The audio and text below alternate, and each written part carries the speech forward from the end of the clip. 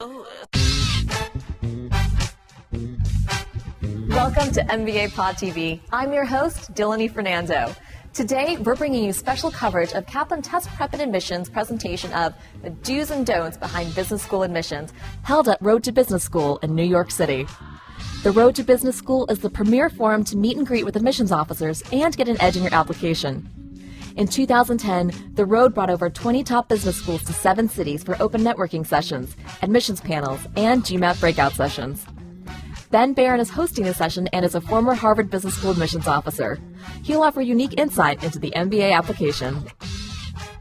Okay, so we're going to talk about do's and don'ts. I'm going to share some stories with you because I find that that's helpful from my years on the admissions board at HBS and the thousands, if not tens of thousands of applications I've read over the years. So we're going to jump in. Some of the first slides are things that you're already likely familiar with. The return on investment of an MBA, some of you have done this research already and reached the conclusion that the MBA is the step that you want to take. And everyone has their own path to an MBA. I mean, for some of you, it's strictly an economic analysis, and you look at the payback, and it looks like it's a good investment.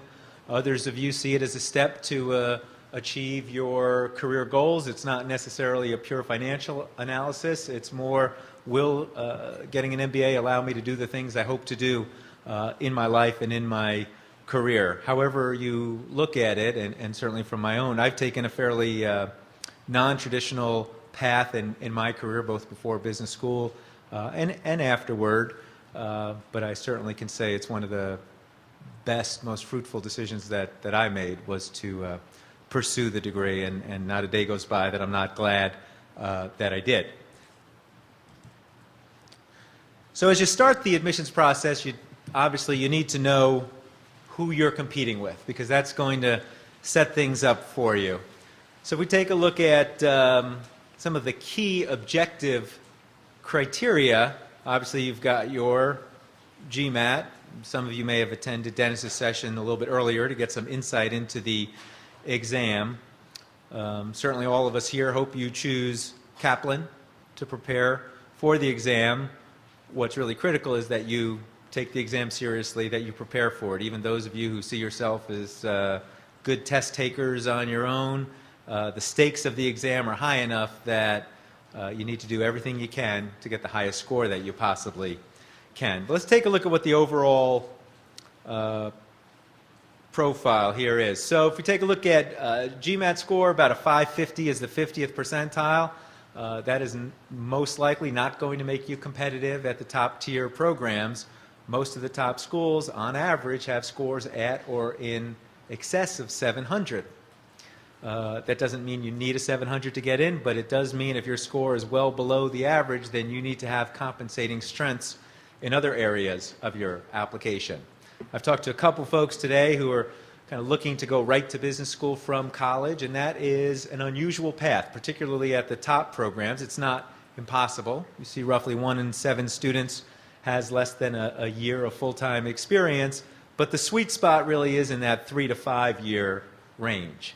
I expect that's where many or most of you that are here today fit in that group. So most are applying to business school with substantive experience, and that's important for you both as an applicant, but then also as a job candidate after you get your degree. The things you've done before you go to school are things that will make you attractive to prospective employers when you graduate. And then, oops, we didn't want to jump ahead there. And then finally on GPA, what's the average GPA at a top-tier business school these days? Just shout it out. 3.5, maybe 3.6 at some programs. Actually a little bit lower than similar other types of graduate programs. Law schools, the average GPA is going to be higher because if you're applying to law school, most of the admissions piece, the admissions puzzle kind of lies with your LSAT score and your GPA, a little bit on your personal statement. Business school is a much more holistic application. Your work experience, the quality of your essays is going to count much, much more than it will for other disciplines. So you don't have to have been a 4.0 student to be competitive, but certainly the better you did the more competitive you'll be as an applicant. And those of you who are, quick show of hands, how many of you have graduate degrees? So as you kind of look around, you realize it's a net positive, but it doesn't make you completely unique. A lot of your colleagues, or those you're competing with for spots in the class, also have done graduate work. You never get away from your undergraduate GPA, even if you've done graduate work, because that's something that everyone's got. It creates something that's measurable, plus most graduate GPAs are pretty darn high. So even though some of you may be out of school for 10 years, and maybe you didn't study quite as hard as you could have as an undergraduate, unfortunately that always remains part of your record. So for those of you who are still in school, it makes sense to do what you can to keep your grades up, even as you're involved in other activities. Let me ask the group a question. If you were an admissions officer, if that was your job, to assess applications, and you could only look at one thing, you could only look at someone's grades or their GMAT score, but not both. Let me see, by a show of hands, I want full participation here, how many of you would look at grades? How many of you figure grades are probably the single best thing to look at? Let me see some, we're not leaving till everybody votes, so we're all very patient. Okay, so I'm seeing some hands, but it looks like a minority, just to make sure. How many of you would say the GMAT is a better predictor? Wow, that is a strong vote. Here's what normally happens when I ask this question. Those of you who have good grades say, well, you should look at my grades. And those of you who may not be great test takers, or excuse me, those of you who may not have studied as much as you could have, and your grades are not reflective of your abilities, but you are a good test taker, you say, no, forget grades, that's just silly. That's, so what if it was 4 years of my life, my real evidence of my abilities and my GMAT score. Now, the reality is they're about equally predictive. I mean, they're both, in a sense, designed to predict academic performance at the next level. The GMAT specifically is designed to do that. The grades are a little bit broader than that. And that's why you have both parts of the application. Your job as an applicant, most of you are out of school. You can't do anything about your grades at this point, although you can do additional coursework. Most of you who have not yet taken your GMATs have a lot of work you can do to maximize your score. And I encourage, regardless of how you shake out academically or what your grades were, I encourage you to do all you can to maximize your GMAT score. That will make a big difference for you as an applicant. It is very important that you be able to articulate very clearly why you want to do this. It costs a lot of money. It takes a lot of your time. You're likely to give up a job. So why do you want to do it? Now, a lot of people, if they're being completely honest, when asked why they want to go to business school, will say something like this. Well, I don't really know what I want to do. I know I want to do something else. I know I want to make more money. I know I want to be better prepared for whatever the future holds for me. And that's why I want to go to school. I've got 2 years to figure it out. I've got a summer internship. I'll meet lots of interesting people with cool careers. I'll talk to companies. When I graduate, ask me then. I'll have it figured out by then.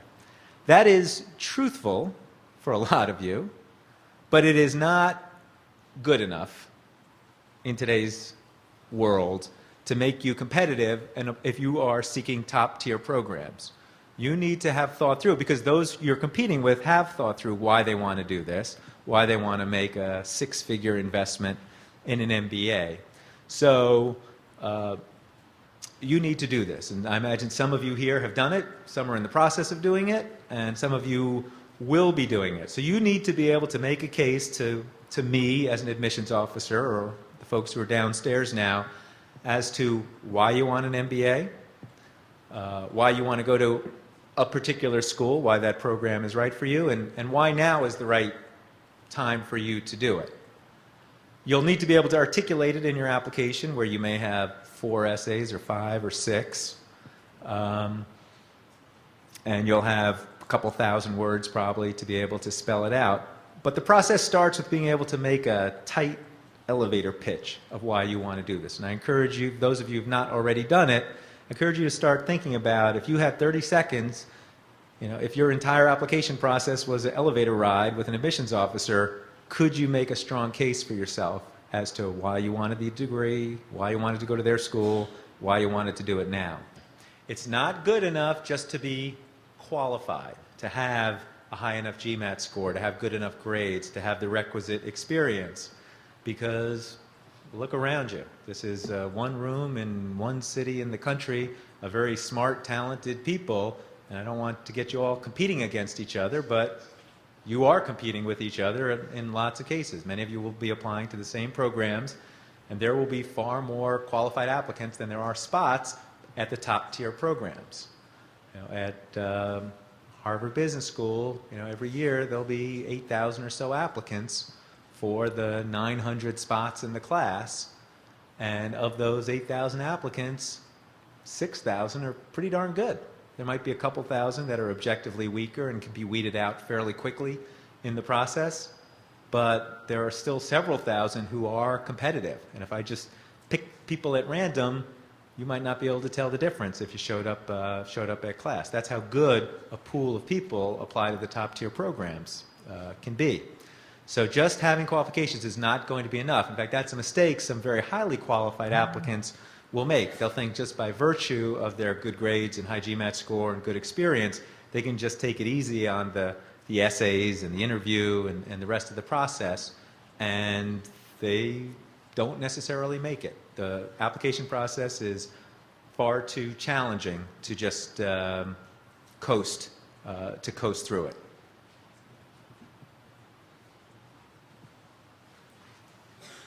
So now we want to start thinking about how you're going to present yourself when it starts, when you're starting to putting pen to paper and submitting your application. Some of the applications is going to be objective. So your GMAT score, your grades, your experience, what you do. Certainly as you start to talk about your experience, it's objective. You have a salary, you have a job title, but how you present it can be subjective.